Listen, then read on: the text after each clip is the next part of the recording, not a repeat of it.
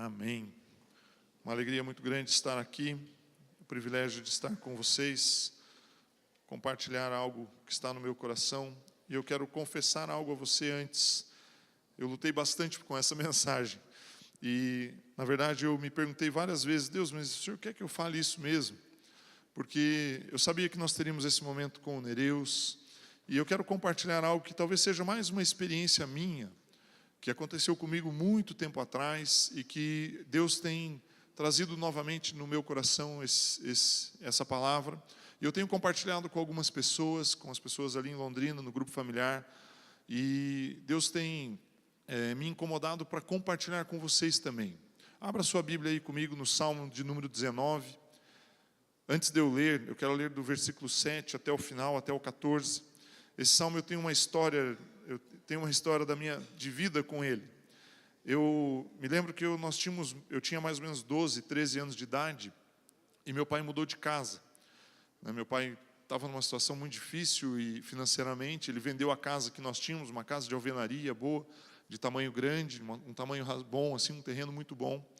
E meu pai comprou uma outra casa muito perto dali, uns 3, 4 quarteirões, não é muito longe, mas uma casa num terreno menor, uma casa de madeira, mais simples, o custo mais baixo, para ele poder ficar com um saldo e quitar algumas dívidas. Nem foi possível quitar tudo, mas quitou uma boa parte das dívidas. E nós passávamos por muitas dificuldades naquele tempo, e por muitos problemas. Meus pais não eram cristãos evangélicos, eles eram católicos, e nós tínhamos eu ganhei na escola uma Bíblia dos Gideões. Os Gideões fizeram uma visita na escola, entregaram a Bíblia, daquele Novo Testamento, bem pequenininho, quadradinho, e ali tem Salmos e o Novo Testamento. E, não sei, aquilo, enfiei dentro da bolsa da escola, aquilo ali, levei embora. E naquela época, naquela idade, eu tinha muita dificuldade de dormir, e eu tinha muita insônia, muita perturbação, muita opressão maligna. E eu lembro que uma madrugada daquela, eu estava acordado, e peguei aquele livro, não sabia o que fazer com aquilo. Eu sempre gostei muito de ler, desde de uma idade muito novo, sempre li muito. E falei, vou ler isso aqui. E eu abri, e eu marquei com um grifa-texto amarelo, com um lumicolor, um texto que eu tinha lido. E eu não me lembro exatamente o que era. E passou um tempo, mais alguns dias seguiram, e eu novamente, uma madrugada lá, não conseguia dormir. Aí eu peguei aquele livrinho de novo, falei, vou ler de novo. E eu comecei a folhear assim rapidinho, e achei o lugar que estava pintadinho de amarelo. E eu comecei a ler, e era diferente do que eu tinha lido antes. Daí que eu percebi que a folha é tão fininha, que quando você marca de um lado, ele vaza para o outro, e ficou marcado dos dois lados. E nessa segunda noite, o texto que eu li foi esse texto que eu vou ler com vocês. Toda vez que eu leio esse texto, eu choro. Aquilo me confortou. E não foi algo que eu determinei, porque quando eu marquei a primeira vez, não era aquilo que estava escrito. Mas quando eu li a segunda vez, eu falei, Deus, se o Senhor existe, eu preciso disso para restaurar a minha vida. Tinha 13 anos, 14, não sei. Passei por muitos problemas depois, me afastei muito de Deus, até que com 18 anos eu aceitei a Jesus e me converti. Então eu quero ler esse texto, eu quero compartilhar algo a respeito da palavra, não palavra Bíblia, da palavra que está no seu lábio, na sua boca, no seu coração. Porque um pouco antes de me converter, eu ouvi uma mensagem de um pastor ali de Guarapuava, do pastor Harold, a respeito da palavra, de como nós usamos a nossa boca. E aquela mensagem me despertou para tomar uma decisão. E depois de um tempo eu aceitei a Jesus. Abra comigo aí a sua Bíblia, Salmos 19. A palavra de Deus diz assim: a lei do Senhor é perfeita e revigora a alma.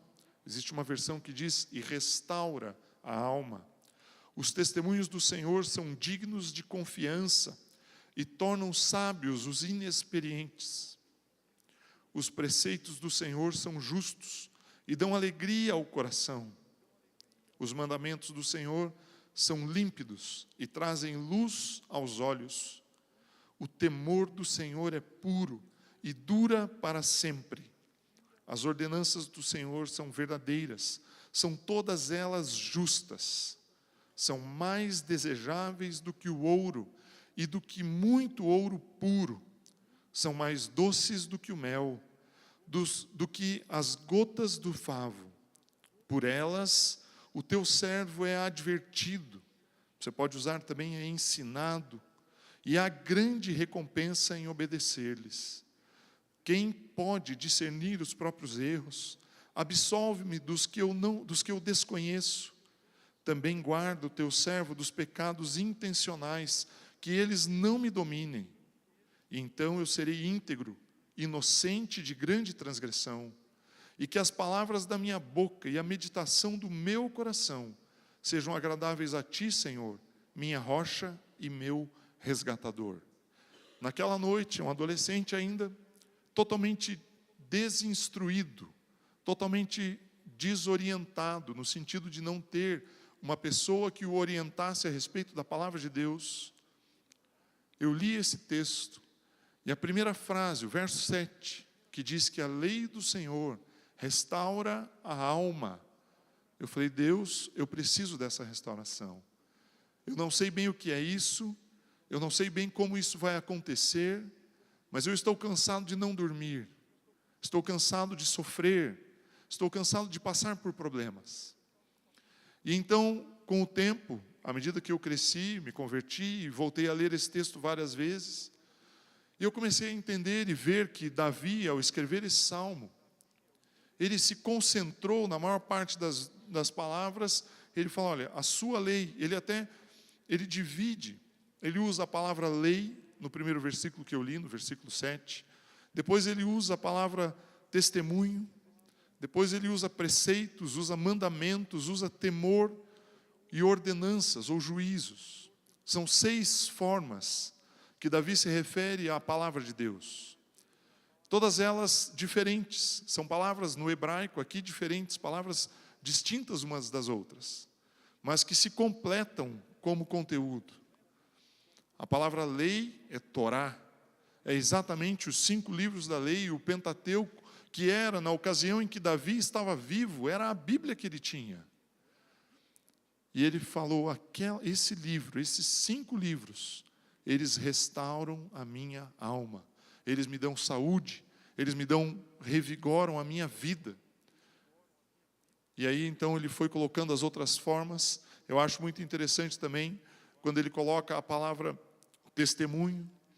Testemunho ali é uma evidência daquilo que Deus fez. É como se uma pessoa viesse até ele e falasse, olha, Deus fez isso na minha vida. É como se nós, sentados numa igreja, olhássemos para a família aqui e falássemos, Deus fez isso por eles.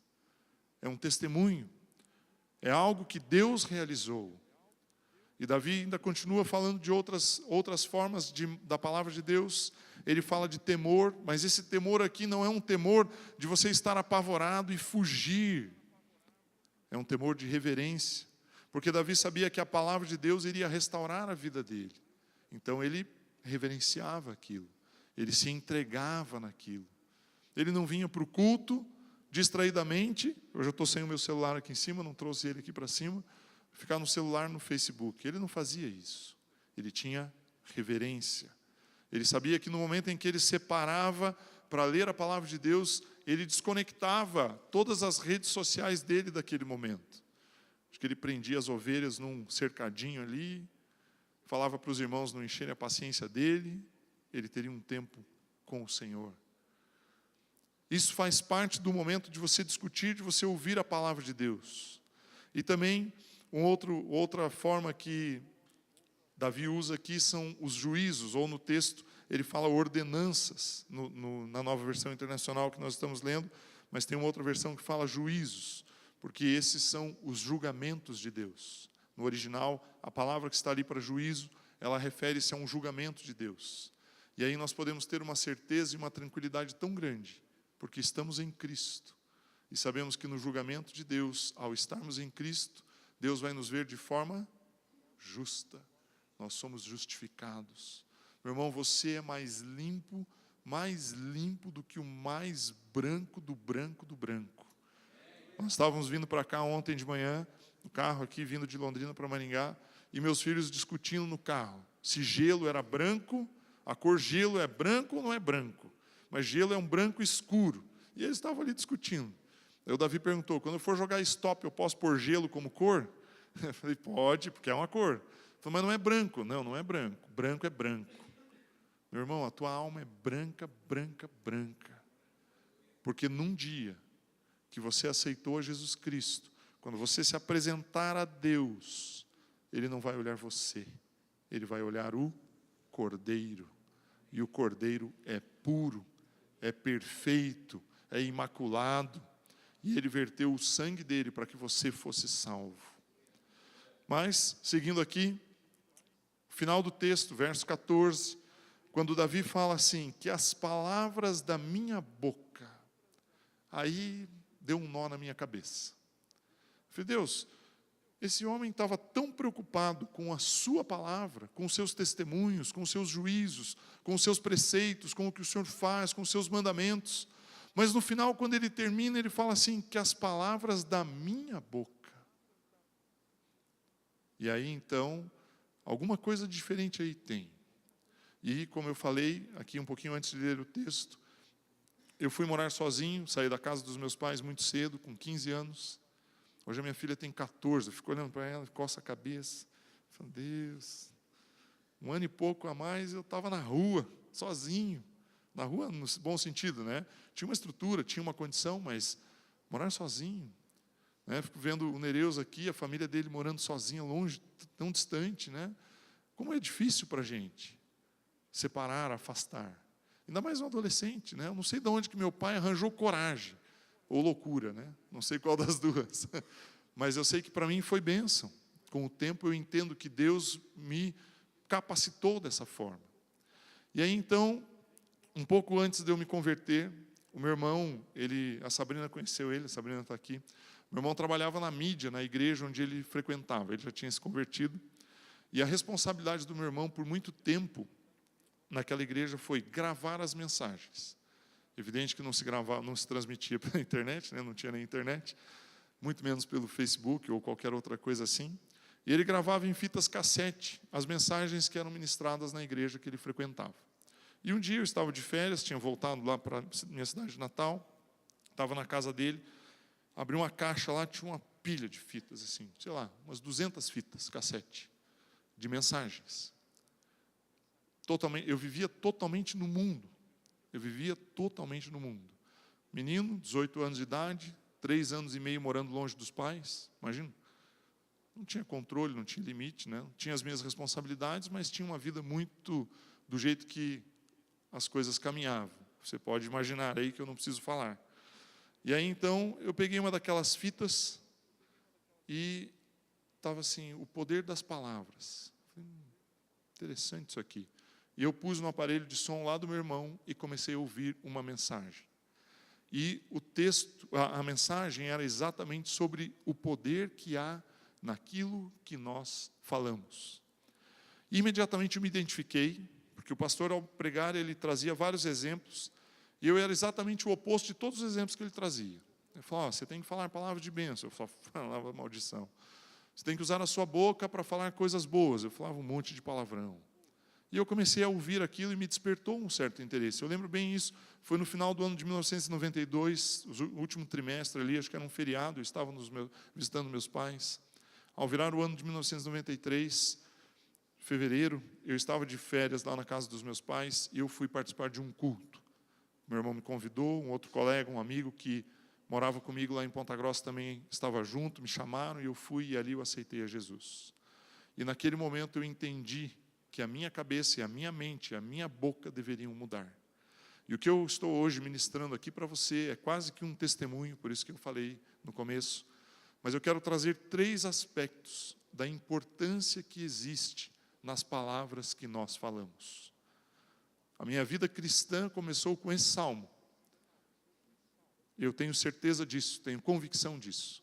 E é um salmo que fala da importância da palavra de Deus nas nossas vidas.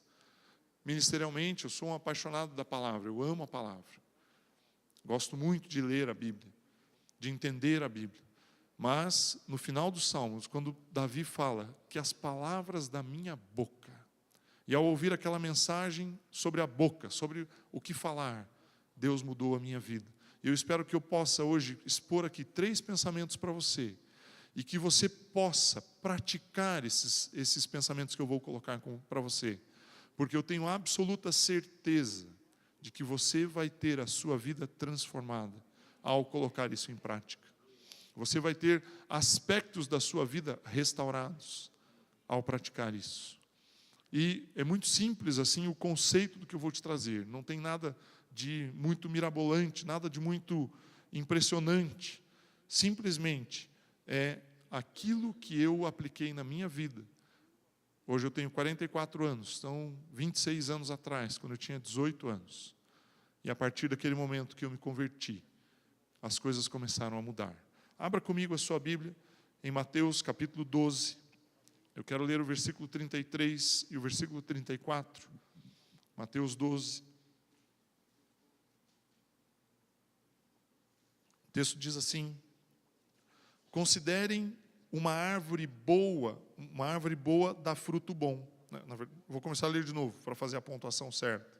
Jesus está falando aqui, e ele fala: considerem, uma árvore boa dá fruto bom, e uma árvore ruim dá fruto ruim. Pois uma árvore é conhecida por seu fruto. Raça de víboras, ele estava falando com os fariseus, com os homens da lei ali dos judeus. Como podem vocês, que são maus, dizer coisas boas? Pois a boca fala do que está cheio o coração. O primeiro ponto que eu quero destacar aqui para você, se você quer tomar nota, é: as palavras que você diz identificam quem você é. Esse é o primeiro conceito. E isso, naquele momento em que eu ouvi aquela mensagem, aquilo me pegou.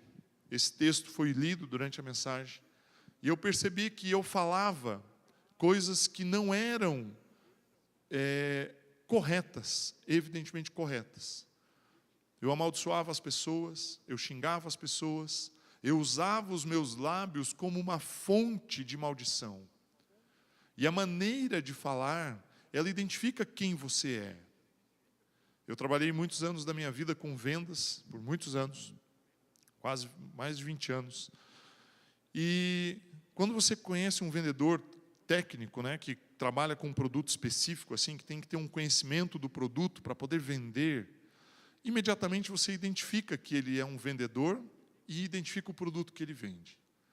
Porque aquela pessoa, ela se envolve tanto com aquele produto, em conhecer as características, as qualidades, os pontos positivos, os pontos negativos para poder se defender diante do concorrente.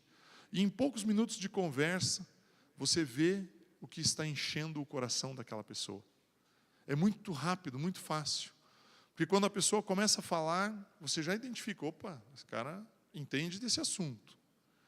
Aquilo que a gente fala também demonstra de onde nós viemos.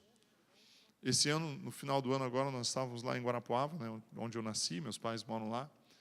E a minha filha gosta muito da minha sobrinha, a filha mais nova da minha irmã, que apesar de ser mais velha do que ela, a Isabela gosta bastante dela.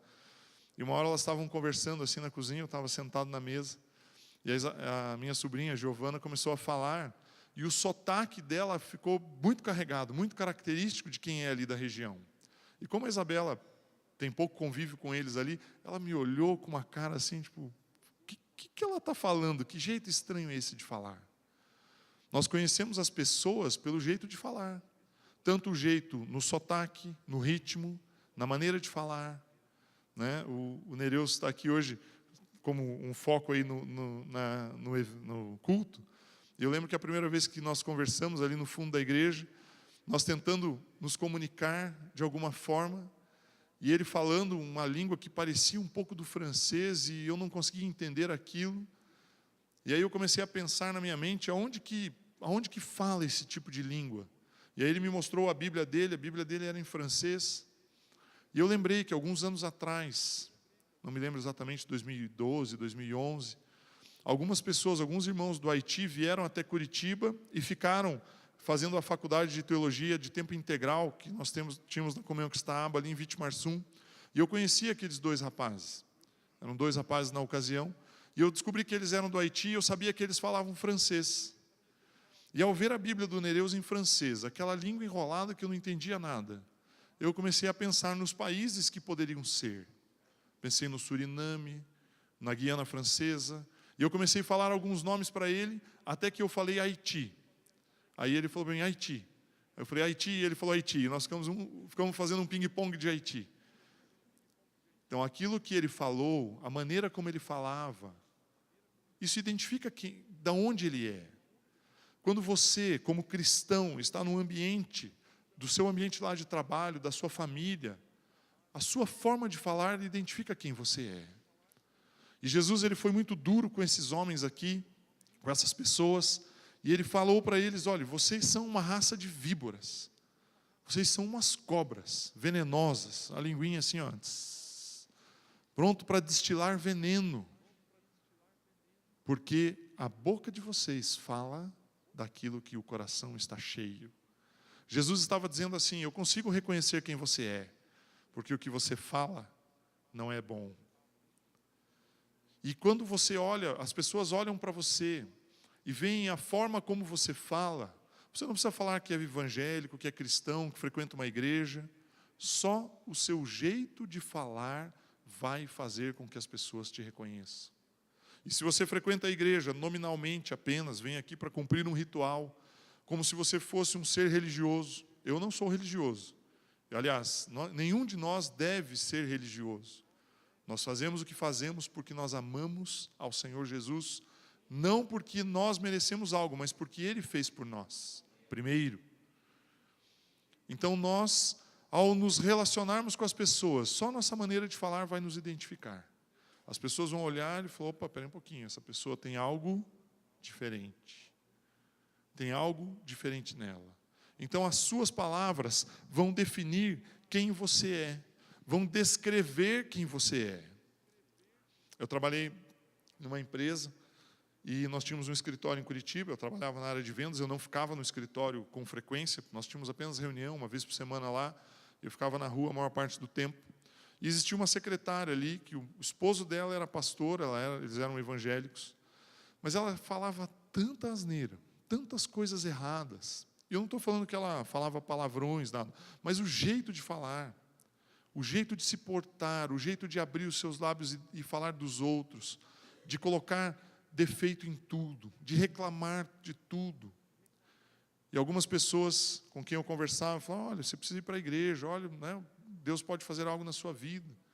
Eles olhavam e falavam, mas a mesma igreja dela? Lá eu não quero. Aquilo que nós falamos define quem nós somos. Então, se você vai ser um cristão que não vai falar conforme a palavra, então você não é um cristão. Ser cristão é ter Jesus Cristo dentro de você. Ser cristão não é vir na igreja todo domingo, tomar a ceia todas as vezes em que nós servimos a ceia aqui, frequentar o grupo familiar. Fazer essas coisas simplesmente por fazer é cumprir um ritual e ser um religioso. Ser cristão é ter algo dentro de você, que ao você abrir os seus lábios, esse algo vai sair e vai tocar na vida das pessoas. Ser cristão é expressar o amor de Deus, é manifestar o amor de Deus com aquilo que você fala, com aquilo que você faz, com aquilo que você representa. Então, quando nós abrimos os nossos lábios, nós declaramos quem nós somos. Não tem como. Você vai falar apenas aquilo que está no seu coração. Não tem como falar outra coisa. Não tem como ser diferente. Quero avançar aqui. O segundo ponto que eu quero trazer para você, se você puder abrir comigo Marcos, o Evangelho de Marcos, capítulo 11. Esses 2 versículos também me acompanham há muitos anos e eu sempre volto a eles. Veja só o que está escrito aqui. O verso 22, Marcos 11, 22 e 23 e 24. Respondeu Jesus, tenham fé em Deus. Eu lhes asseguro que se alguém disser a este monte, levante-se e atire-se no mar, e não duvidar em seu coração, mas crer que acontecerá o que diz, assim lhe será feito. Portanto, eu lhe digo, tudo o que vocês pedirem em oração, creiam que já receberam, e assim lhes sucederá. O que Jesus estava fazendo aqui ao conversar com seus discípulos? Eles haviam passado por uma figueira que estava na época de dar fruto e ela estava sem frutos. E Jesus amaldiçoou aquela figueira, eles seguiram a viagem. No dia seguinte, ao retornarem, a figueira estava seca. E os discípulos chamaram a atenção dele e falaram: Senhor, Senhor, olhe. O versículo anterior aqui: de manhã, ao passarem, o verso 20, viram a figueira seca desde as raízes. Pedro, lembrando-se, disse a Jesus: Mestre, vê, a figueira que amaldiçoaste secou. E aí então Jesus disse para ele: se você crer, veja só, se você crer e disser, crer e falar. Aquela montanha, não importa o tamanho da montanha, né? Fale para a montanha: lance-te no mar, ela vai se lançar. O segundo ponto do que eu estou pregando hoje para você é: as palavras que você diz estabelecem os limites da sua vida. Nós estamos, aqui atrás tem o ano do ilimitado. Quem pode limitar o que Deus vai fazer na sua vida? Somente você. Deus te põe à disposição tudo o que Ele tem, todas as ferramentas, os dons espirituais, os dons operacionais, os dons do Espírito Santo, eles estão disponíveis para você. A palavra de Deus está disponível para você. Eu fico pensando em Davi, lá no Salmo 19, ele tinha 5 livros. Os profetas não tinham nem nascido ainda, alguns deles. Ele tinha 5 livros. Provérbios, o filho dele ia escrever. Os Salmos, ele estava escrevendo. Talvez ele tivesse alguns salmos já guardados. Não sei se o 23 já estava escrito quando ele escreveu o 19. Mas ele não teria oportunidade como hoje de nós olharmos o Salmo 23, alimentarmos a nossa alma com ele. Mas ele sabia que a palavra de Deus estava sustentando ele. E aí então, quando nós vemos o que Jesus fala aos seus discípulos, ele fala: olha, se você crer e você declarar, você falar que isso precisa acontecer, Deus vai cumprir. E isso eu entendi naquele momento, quando eu me converti, eu entendi que a maneira como eu falava não trazia bênção na minha vida, trazia, na verdade, maldição. E então eu mudei a minha forma, a primeira característica de que eu me converti. E, meus irmãos, eu morava numa república, eu era atleta, era atleta, por mais que você não acredite, eu era atleta, tinha cabelo.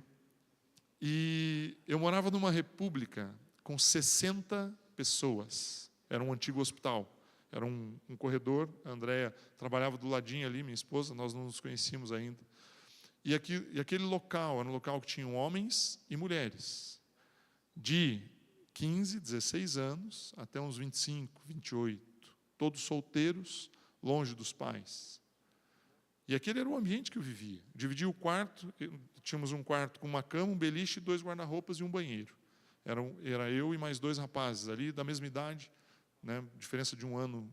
Tinha um que era um ano mais novo do que eu, um que era um ano mais velho do que eu. E nós vivíamos juntos ali. Um ambiente promíscuo, totalmente promíscuo, completamente.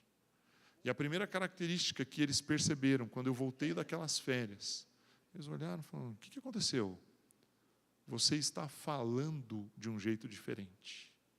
A primeira coisa, às vezes eu brinco, eu falo que quando eu me converti, a primeira coisa que se converteu em mim foi a minha boca. Depois eu me converti de fato. Eu mudei a minha maneira de falar. Porque eu entendi que aquilo que eu falo transforma a minha vida. E é isso que nós precisamos entender, é isso que eu quero, na verdade, compartilhar com você hoje. Aquilo que você fala define o limite da sua vida. E nós queremos viver o ilimitado de Deus, então você tem que declarar aquilo que Deus tem a respeito da sua vida, e não os problemas que você vive. 6 semanas atrás, mais ou menos, 1 mês e meio atrás, em pé ali embaixo daquela escada ali, do ladinho da escada, eu bati no ombro do Nereus e falei: Nereus, a sua família vai vir para cá. E eu falei aquilo não porque eu queria agradar ele, porque eu acreditava nisso. E hoje nós estamos vendo aquela palavra se cumprir, não que aconteceu porque eu falei, mas aconteceu porque nós acreditamos como igreja e nos mobilizamos como igreja. Se você não acreditasse, você não teria se mobilizado. Se eu não acreditasse, eu não teria me mobilizado. Se nós como igreja não acreditássemos, nós não teríamos nos mobilizado. Mas esse texto, Jesus nos ensina que precisam de duas coisas para que aquilo que está prometido para a sua vida se cumpra. A primeira coisa que precisa é você crer. Creia. Mas precisa haver uma declaração de fé dos seus lábios. No momento em que você declara aquilo que você crê, as coisas vão acontecer. Mas você precisa crer. E a diferença é isso, porque eu já participei de alguns cursos e treinamentos na área de vendas que as pessoas falam assim, não, você tem que pensar positivo, não, você tem que ter um pensamento bom, não pense coisas ruins. Mas a base desses cursos e treinamentos, ela está errada. Porque Jesus, ele fala, primeiro, crer em... Vamos ler o texto aqui. Respondeu Jesus, tenham fé em Deus. Aí começa o caminho certo. Crer em Deus. E aí então diga para o monte. Quando você tem a certeza de que o teu pai é teu pai, que você é filho, que você é herdeiro, que você tem direito a receber a herança que ele preparou para você. Quando você tem essa certeza, aí você declara. E aí sim as coisas acontecem. Então, quem limita o poder de Deus sobre a sua vida é você mesmo. E esse limite, ele vem aonde? Ele vem dos seus lábios, quando você fala alguma coisa. Durante esses quase 20 anos da área comercial que eu trabalhei, a maior parte dele foi na área da saúde. E trabalhei com muitas especialidades médicas. E se eu chegar para um cardiologista e perguntar para ele, qual é o órgão mais importante do corpo? Ele vai falar, o coração. Sem o coração, imagina, o coração é o que manda o sangue para todos os outros órgãos, o sangue leva os nutrientes. Se eu chegar para um gastroenterologista e perguntar qual é o órgão mais importante do organismo, ele vai falar, o sistema digestório, aí, onde você come, os nutrientes são absorvidos, daí o sangue vai ter alimento. Se eu chegar para um pneumologista, ele vai falar, são os pulmões.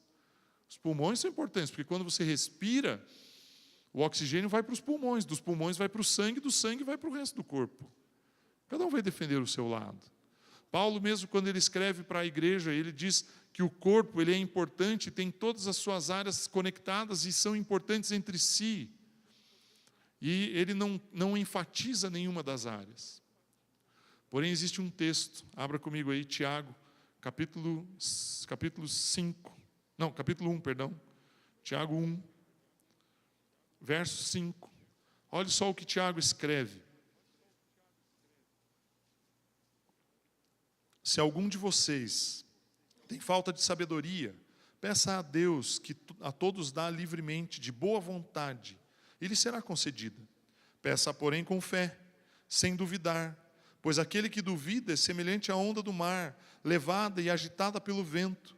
Não pense tal pessoa que receberá coisa alguma do Senhor, pois quem tem uma mente dividida e é instável em tudo o que faz, a pessoa que duvida, né? Existe uma versão que fala, o que tem o ânimo dobre, que tem um ânimo duplo naquilo que faz.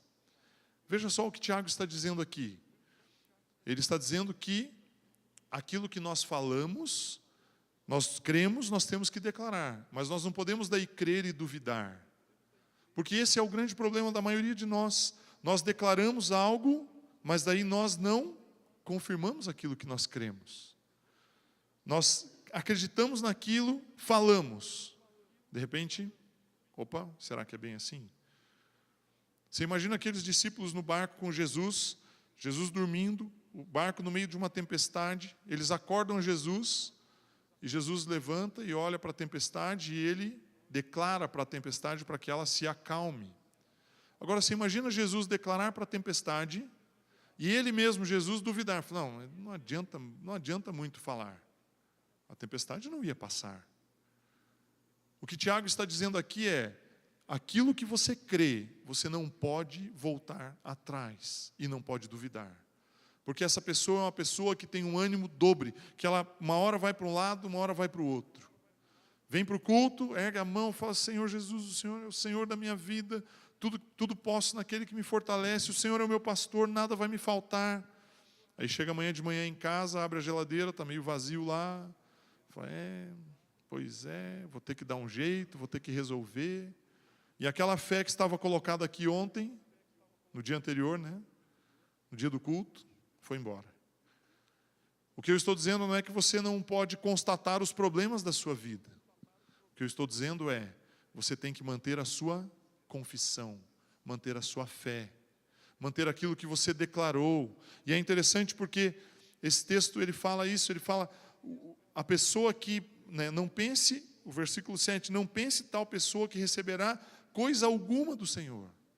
Eu vou mudar a versão aqui porque fica, eu acho que ela explica, ela representa um pouco melhor o que eu quero dizer. O texto ele fala assim, o verso 7, não suponha esse homem, que homem?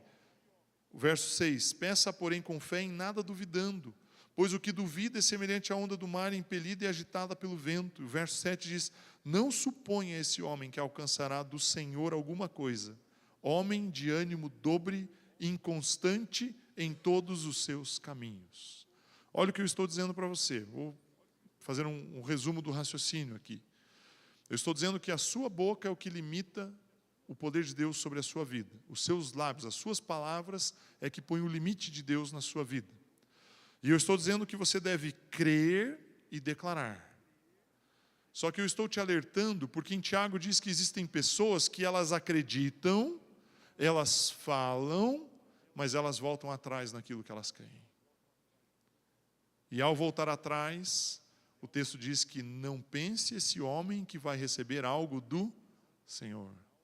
E muitas vezes nós falamos, Deus, mas eu já orei, eu já pedi, eu já clamei, eu já jejuei, eu já fui na vigília, eu já subi no monte, já desci o monte, já fui para o vale, já fui para não sei onde, já entrei no rio, saí do rio.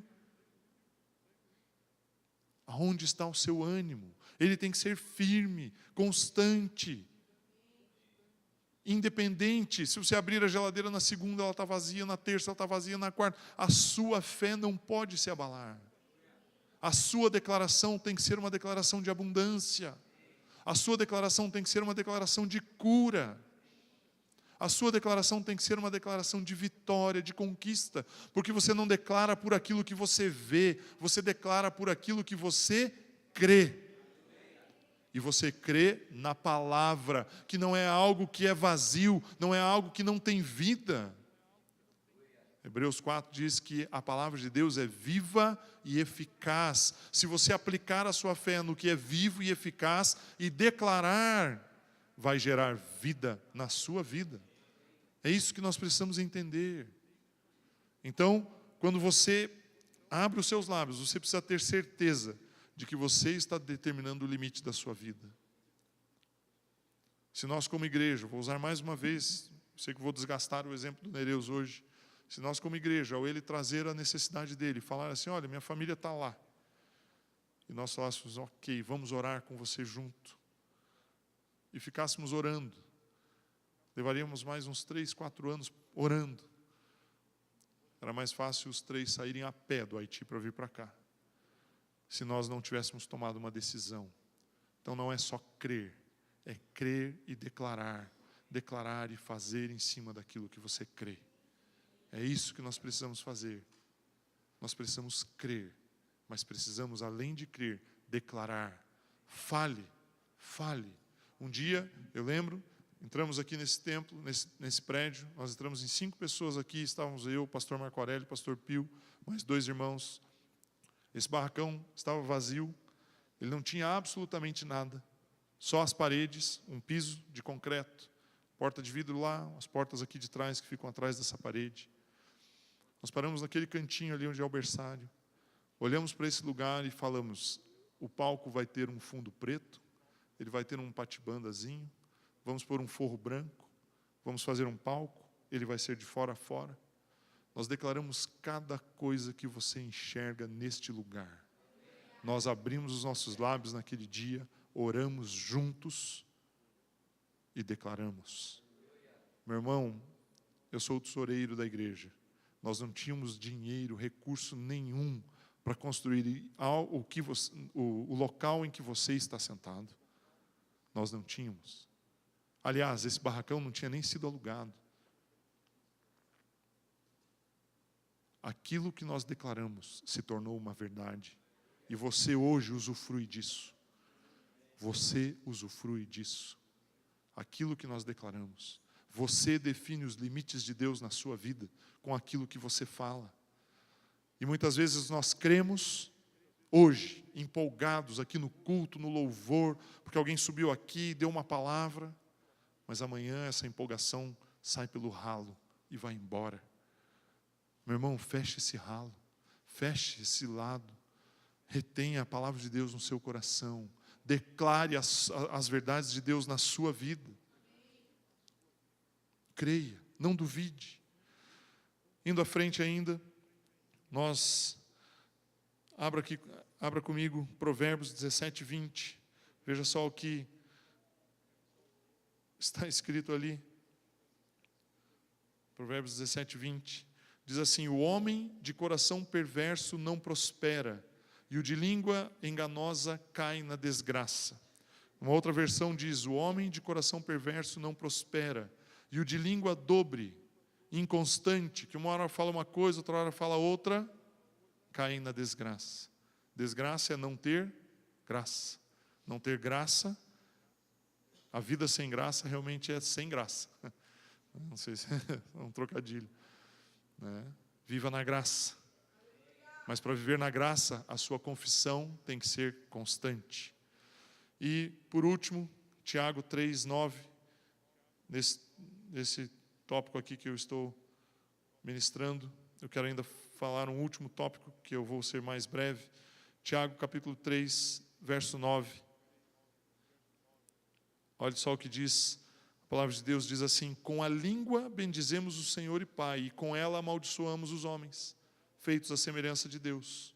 Da mesma boca procedem bênção e maldição. Meus irmãos, não pode ser assim. Eu vejo Tiago quase que como se ele estivesse gritando. Fala: meus irmãos, não pode ser assim. E ele continua: acaso podem sair água doce e água amarga da mesma fonte? E pense que naquela época eles não tinham uma torneira que tem dois lados para abrir. Ele ia numa fonte, numa saidinha natural. Como é que vai sair água amarga e água boa da mesma fonte? E o verso 13: meus irmãos, pode uma figueira produzir azeitonas ou uma videira figos? Da mesma forma, uma fonte de água salgada não pode produzir água doce. Esse capítulo 3, desde o começo até aqui o verso 12, Tiago está falando a respeito do poder da língua. E quando eu perguntava para os médicos qual era o órgão mais importante, cada um defendia o seu peixe. Eu sempre tive comigo que o órgão mais importante no corpo humano é a sua língua, é a sua boca, é aquilo que você fala. Olhe comigo o quão importante é a sua boca para você.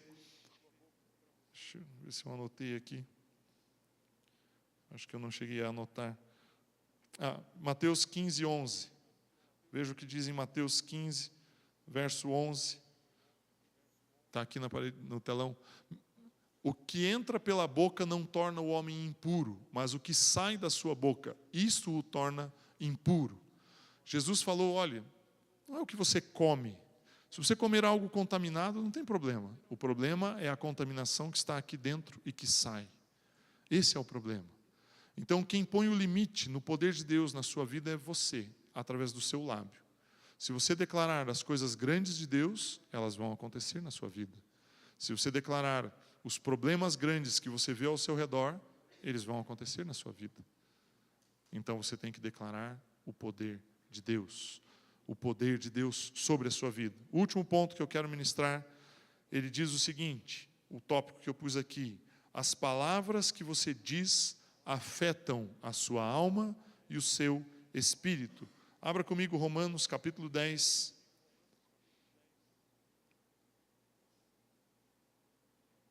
Romanos 10, é um texto bem conhecido. Quero ler os versos 9 e 10. Olhe só o que Paulo escreve: se você confessar com a sua boca que Jesus é o Senhor e crer em seu coração que Deus o ressuscitou dentre os mortos, você será salvo. Pois com o coração se crê para a justiça e com a boca se confessa para a salvação. E nós sabemos hoje que salvação aqui, ela não está somente se referindo à salvação do ponto de vista da alma, porque o texto diz que com o coração você crê para a justiça. Então você é justificado ao crer, não ao falar, ao crer. Mas ao confessar, você alcança salvação. Eu vou ler para você o que é a definição da palavra salvação aqui nesse texto. A palavra no grego é soteria.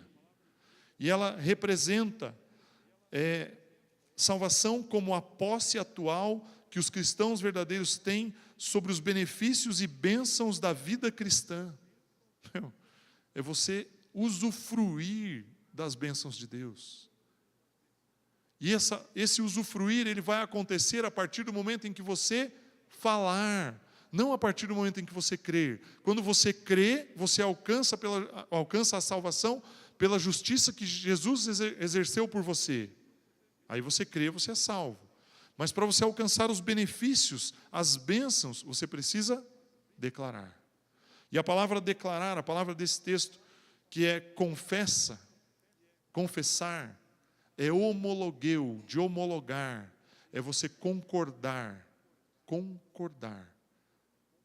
Então, confessar é você concordar. Concordar com quem?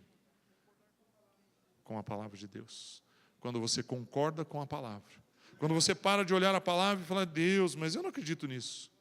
Deus, o Senhor mandou escrever isso daqui, o Espírito Santo estava meio doidão quando escreveu isso. Quando você concorda com a palavra de Deus, o poder de Deus vem sobre a sua vida e a salvação se estabelece. A palavra confessa aí é homologueu, é concordar. Quando você concorda com a palavra de Deus, aí então a salvação te alcança. Salvação não da sua alma, salvação aqui na representação das bênçãos de Deus sobre a sua vida. Salvação. Salvação no sentido amplo da palavra, não no sentido estreito. Então, as palavras que você diz, elas vão afetar a sua vida, a sua alma, o seu espírito, a sua maneira de pensar, a sua maneira de agir. Olha só o que Jesus falou em Mateus capítulo 12, versos 36 e 37. É muito interessante o que ele fala na sequência daquela conversa com os fariseus. E aí Jesus fala assim, mas eu lhes digo que no dia do juízo, os homens haverão de dar conta de toda a palavra inútil que tiverem falado. Pois por suas palavras vocês vão ser absolvidos, e por suas palavras vocês vão ser condenados. Meu irmão, o que você fala traz a justiça de Deus sobre você. Você crê em Jesus, Jesus entra na sua vida, mas você precisa confirmar isso através do seu testemunho, da sua boca, das suas palavras. Você precisa declarar isso. O que Jesus estava falando aqui, Deus no dia do juízo vai chamar as pessoas e Ele vai olhar e vai dizer assim, o que você falou é mais importante do que você pensou, do que aquilo que você pensou. Jesus traz uma palavra, é muito forte aquilo que Ele fala aqui, é muito duro, é muito, assim, tem um peso muito grande. Eu mudei aqui a versão novamente, ele diz assim, digo-vos que de toda palavra frívola, palavra torpe, palavra inútil, que proferirem os homens, dela darão conta no dia do juízo.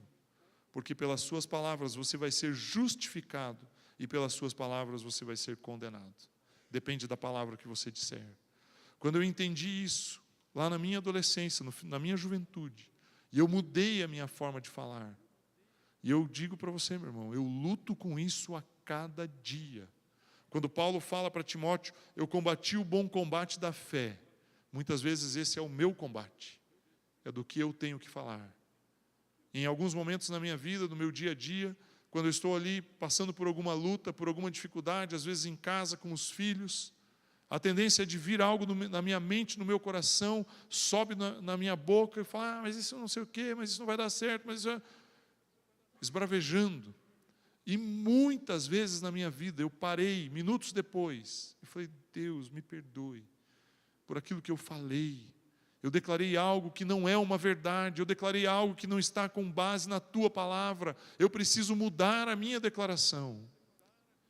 E diariamente, eu tenho aprendido a declarar palavras de poder e de bênção sobre a vida da minha casa, da minha esposa, dos meus filhos, do meu trabalho, das coisas que eu faço, da igreja, do grupo familiar que eu lidero, que eu estou à frente, diariamente.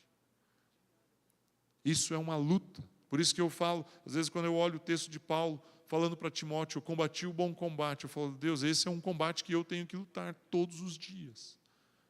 O combate do que falar. Eu quero avançar aqui. Veja só, as palavras que procedem da boca de Deus vão alimentar você. Vou pedir para o pessoal da projeção me ajudar aqui, para nós andarmos um pouco mais rápido. Mateus 4:4.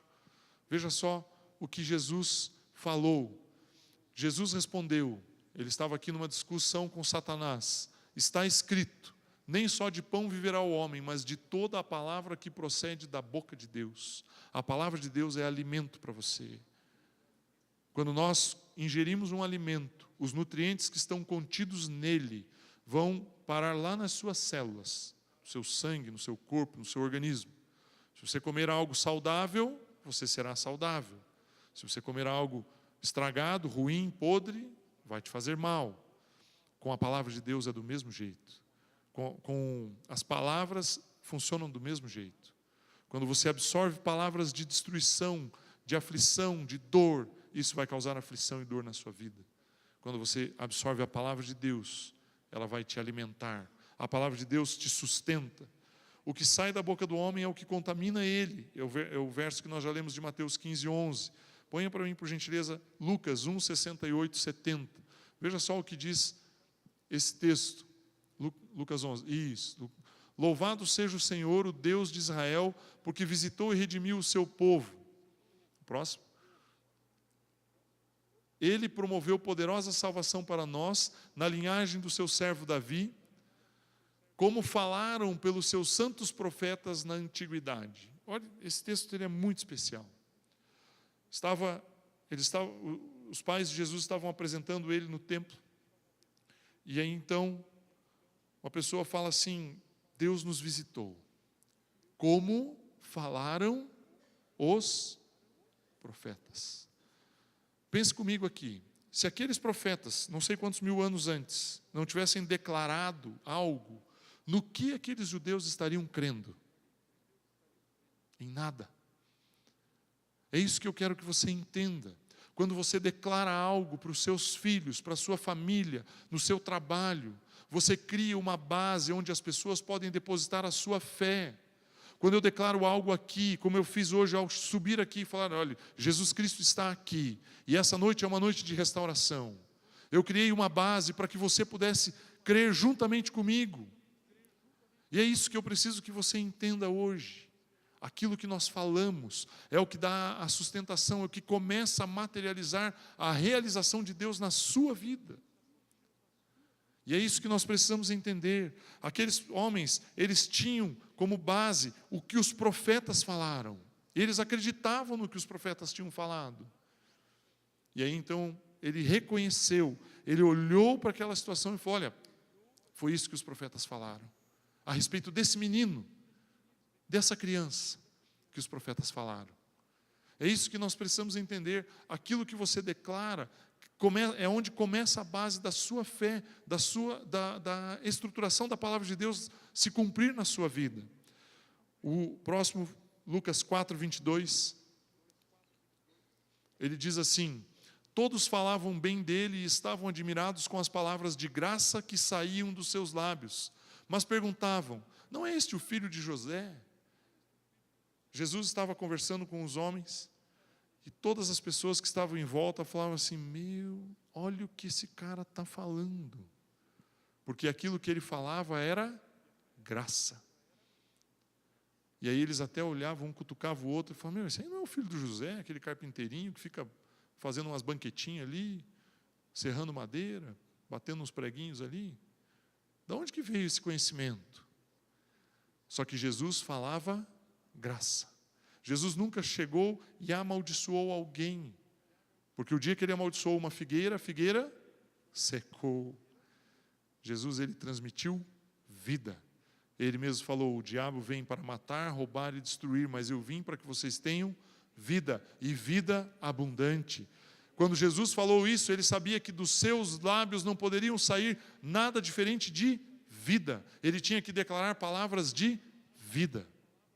Meu irmão, declare palavras de vida e não de morte. Declare palavras de bênção e não de maldição. Declare palavras de cura e não de doença. Declare palavras de salvação e não de perdição. Isso muda a forma que você vive, muda a sua forma de ver as situações, muda a sua forma de pensar. Efésios 4, 29, só tem mais 2 textos fora esse, e eu quero encerrar, se o louvor puder vir, por gentileza. Efésios 4, 29 diz assim: nenhuma palavra torpe, nenhuma palavra inútil, fútil, saia da boca de vocês, mas apenas o que for útil para edificar os outros, conforme a necessidade, para que conceda graça aos que ouvem. Meu irmão, se eu quero que sobre a sua vida venha graça, eu não posso ficar falando besteira para você. Eu tenho que falar algo útil. Se você quer que graça venha sobre os seus filhos, fale a palavra de Deus sobre a vida deles. Se você quer que graça venha sobre a sua família, fale a palavra de Deus sobre a vida deles. Quando você fala algo torpe, algo inútil, quando você abre os seus lábios para falar besteiras, você não vai manifestar a graça. Jesus foi um exemplo. Dos seus lábios saíam graça. O penúltimo texto, Efésios 6, capítulo 6, verso 17. Usem o capacete da salvação e a espada do Espírito, que é a palavra de Deus. E aqui nós sabemos que Paulo estava ensinando a igreja de Éfeso a como lutar os combates espirituais. Meu irmão, eu não sei se algum dia alguém amaldiçoou a sua vida, eu não sei se os seus pais, não sei se alguém no colégio, não sei se alguém algum dia declarou alguma palavra de morte sobre você. Quando eu digo morte, eu não estou dizendo que você iria morrer ou não. Alguém um dia chegou e falou: olha, você não tem capacidade, você não pode, você isso, você aquilo. Alguém chegou um dia para você e falou: ó, não vai dar certo. Eu não sei quantas pessoas, quais pessoas tentaram frustrar os seus sonhos. Mas saiba que a palavra de Deus é a espada que você pode usar para combater todo tipo de seta que Satanás lançou contra a sua vida. Não importa a fonte da qual ela veio, não importa de onde ela veio, a palavra de Deus precisa estar nos teus lábios. É interessante porque a armadura de Deus, que está descrita no capítulo 6 de Efésios, ela tem uma série de características: tem o capacete, tem o escudo, tem uma couraça, tem sandálias, tem uma série de elementos. Mas a única arma que pode ser usada para atacar é a espada. O escudo defende, a couraça defende, o capacete defende, a sandália protege os pés no chão, e a espada é a única arma de ataque. Poderia ter uma lança, poderia ter algum outro tipo de arma ali, mas quando Paulo descreve a armadura de Deus, ele descreve a espada. E ao descrever a espada, ele correlaciona a espada com a palavra. A palavra é a sua arma. Jesus, no texto que eu li ali um pouco antes, em Lucas 4, quando ele está diante de Satanás, Satanás está lançando as tentações. Por 3 vezes Jesus diz assim: está escrito. Jesus saca a sua espada e fala: ó, sai daqui, vou te cortar no meio. Agora me diga, será que lá no meio do dia a dia, na sua luta, você vai ter tempo de pegar, hoje até dá para fazer com o celular isso, mas você vai ter tempo de correr, abrir a Bíblia e procurar um versículo? Não vai dar tempo. A palavra precisa estar aonde? No seu coração. Ali você saca a espada. Jesus, no meio do deserto, ele não estava carregando um rolo de pergaminhos com os 5 livros da lei. E no momento que Satanás veio tentá-lo, ele falou: espera um pouquinho que eu vou procurar um versículo aqui. Ele não fez isso. A palavra estava no coração dele. Ele falou assim: ó, você está dizendo para eu transformar essas pedras em pão? Deixa eu te responder o que está escrito. Nem só de pão vive o homem, mas de toda a palavra que sai da boca de Deus. A palavra de Deus vai alimentar você, vai te fortalecer, vai te fazer andar por onde você nunca andou, vai te fazer conquistar, mas ela precisa estar no seu coração, mas ela precisa estar na sua vida, ela precisa estar dentro de você de uma maneira poderosa. E o último texto, Provérbios 16, 24. Nós temos visto, eu tenho assistido aos cultos no domingo de manhã, geralmente, Pastor Pio ali em Curitiba. Todas as vezes em que ele vai ministrar a palavra de Deus, todas as vezes em que ele abre a palavra de Deus, ele, antes de falar, ele lê esse texto e ele pede para que as pessoas repitam e declarem que elas vão falar palavras de vida e não de morte, palavras de saúde e não de doença, e assim por diante. Porque isso influencia a sua vida, influencia a sua maneira de pensar, influencia o seu jeito de ser. O texto diz assim: as palavras agradáveis são como um favo de mel, são doces para a alma e trazem cura para os ossos. Meu irmão, palavras agradáveis curam a sua vida, restauram a sua vida. Eu tinha me convertido há pouco tempo, como eu falei, né, na idade de 18 anos, e tinha passado um tempinho, acho que foi no final do ano seguinte, eu fui de férias com os meus pais para a praia, nós voltamos para casa, voltamos ali para Guarapuava, sentamos na mesa, e naquela viagem, lá na praia, aconteceram alguns fatos muito tristes, e meus pais discutiram muito. E quando nós chegamos em casa, nós sentamos, minha mãe preparou um negócio para comer, e meu pai, enquanto ela preparava, ele foi para o quarto, fez uma mala, juntou as coisas, pôs na porta de casa e falou: eu vou comer e vou sair e não volto mais. E aí aquele clima, estava todo mundo triste, chorando, um ambiente muito pesado, muito difícil. E o meu pai nunca tinha pedido, eu nunca tinha visto ele fazer uma oração à mesa, nunca. 18 anos, 19 anos de idade eu tinha. E nós sentados ali, ele olhou para mim e falou assim: você pode fazer uma oração antes da gente comer? Eu levantei, saí da mesa, fui no meu quarto, peguei a minha Bíblia, voltei, abri em Mateus e falei assim: se você vai li o texto que diz: se você vai oferecer algo a Deus, mas você tem algum problema com o seu irmão, primeiro peça perdão a ele. Eu li esse texto, eles começaram a chorar, eu fiz uma oração, eles fizemos a comida, fizemos a refeição, comemos. Meu pai se levantou, pegou a mala, voltou para o quarto, guardou as suas roupas, permaneceu em casa, estão casados até hoje. Palavras agradáveis trazem cura, restauração. Meu irmão, eu não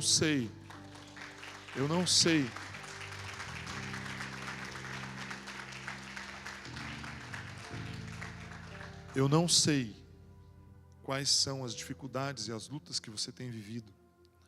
Eu não quero ensinar você a uma coisa que parece ser mágica. E por muitas vezes eu discuti com Deus nesse sentido, no bom sentido, né? Discutir com Deus.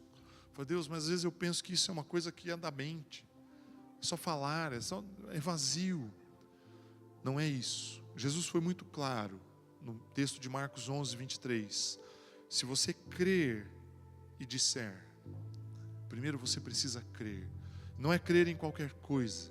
Se você tiver fé em Deus, o texto diz, é crer naquilo que Deus pode fazer. E aí você declara. Você não declara algo vazio, humano, que está somente na cabeça de pessoas. É declarar a palavra. A palavra de Deus diz lá em Provérbios: ensina a criança no caminho que ela deve andar. E quando ela for grande, quando ela for adulta, ela não vai se desviar. Ensinar a criança é declarar a palavra de Deus sobre a vida da criança. Irmão, nós temos que entender que a palavra de Deus é uma semente. É uma semente. Nós fomos visitar ontem, eu fui à tarde lá na casa do Nereus com meu filho, com o Davi. E nós chegamos lá, o Nereus fez uma plantação de milho num quintal. Cara, o quintal, sei lá, dá um pedacinho. Ele plantou milho. E aí eu falei: Davi, chamei o Nereus e falei: Nereus, quantos grãos de milho você pôs aí para cada pé? Ele falou: uns 2 ou 3. Aí eu chamei o Davi e falei: Davi, quantos grãos vão ter numa espiga? Ele falou: não sei, um monte. Eu falei: assim é a palavra de Deus. Você coloca ali umas sementinhas, só que ela multiplica, ela frutifica. Meu irmão, coloque a semente da palavra de Deus no seu coração, e os seus lábios vão declarar a palavra, e as pessoas vão saber quem você é por aquilo que você fala. Você vai declarar o ilimitado de Deus na sua vida, porque você declara a palavra, e o seu espírito vai ser fortalecido, porque você declara a palavra. Vamos ficar em pé, por gentileza. Eu quero, antes de fazer uma oração,